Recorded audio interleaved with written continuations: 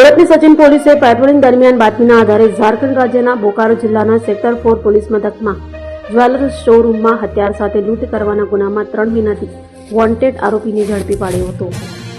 Surat police commissioner Anupamsinh Gehlot દ્વારા અલગ અલગ પ્રકારના ગુનાઓ આચરનાર નાસ્તા ફરતા આરોપીઓ અને અન્ય રાજ્યોમાં ગુનાઓ આચરી સુરતમાં આશ્ચર્ય લેનાર આરોપીઓને ઝડપી પાડવા સૂચના આપી હોય, જેને લઈ સંયુક્ત પોલીસ કમિશનર ડામોર, નાયબ પોલીસ કમિશનર રાજેશ પરમાર અને મદદનીશ પોલીસ કમિશનર આઈ ડિવિઝન એન.પી. ગોહિલના માર્ગદર્શન હેઠળ પીઆઈ.પી.એન. વાઘેલાની ટીમ પીએસઆઈ એન.ડી. ડામોરના માર્ગદર્શન હેઠળ પેટ્રોલિંગમાં હતી.